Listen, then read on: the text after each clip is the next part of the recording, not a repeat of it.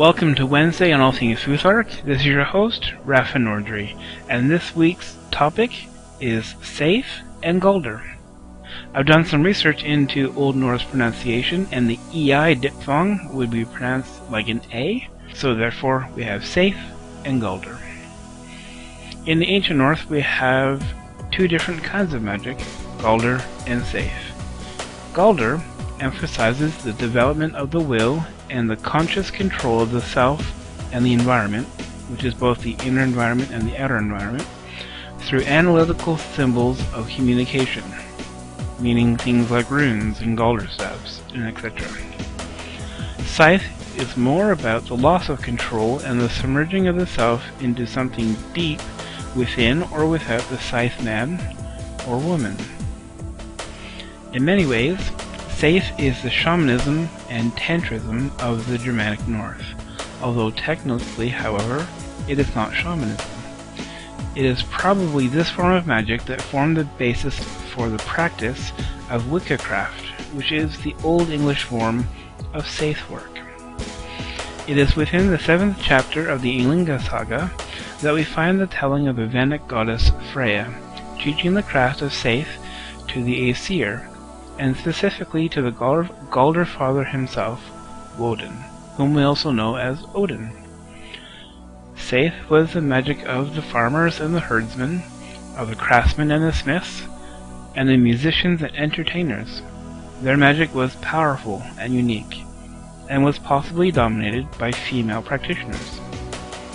In later pagan times, that of the Viking Age, the practice of Seidhr developed a reputation for being shameful or unmanly.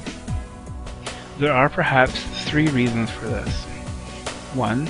Control was and or is an important part of what it means to be virtuous or manly in the mindset of the Germanic or the heathen Germani, while Seidhr practices the loss of control. The other two were not prevalent enough to warrant the downfall of the practice, but may have contributed to the negative reputation in the Viking Age. So secondly, Seidhr sometimes involved passive anal intercourse, and thirdly, commonly male practitioners would transform into the feminine by dressing as women. Seidhr and the magic of Freya was singled out for the harshest persecution when the days of conversion to Christianity came. The negative reputation of Seidhr was a late development, and one that shows the breakdown of the true heathen culture under the pressure of the Christian South. So Seidhr rests on three pillars. The first, trance, which is the loss of conscious control of mental processes. 2. Slumber, the loss or radical alteration of data coming in through the physical senses, sleep of the body.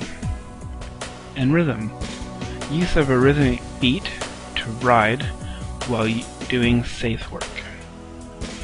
The mainstays of the practice of Galdr is revealed in the etymology of the word. It is derived from the word used to describe the sound of the raven's call, the song of the ravens. Mythologically, this is a reference to the two ravens of Odin, Hugin and Munin. These are the two voices to which Odin listens, and from which he inquires further into the mysteries. These two ravens sit on Odin's shoulders, and each whisper into his ears what they know. Hugin is the power of intellectual thought, while Munin is the power of reflective thought or memory.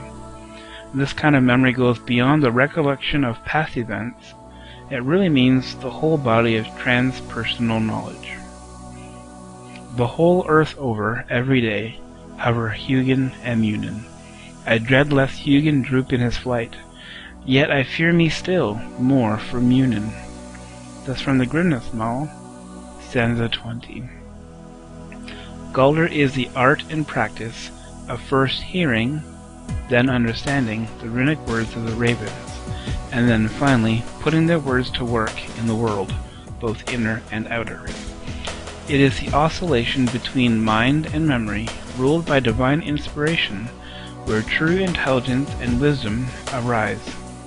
and it is by this wisdom that the path of Galdr is charted. For this video I had to do some research, so I jumped into Edward Thorson's The Nine Doors of Midgard.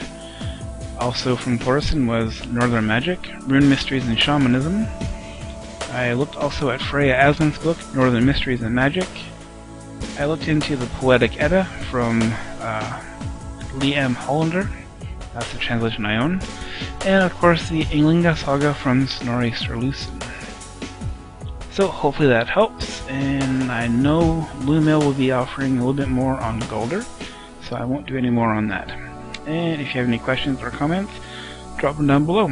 Thanks for watching.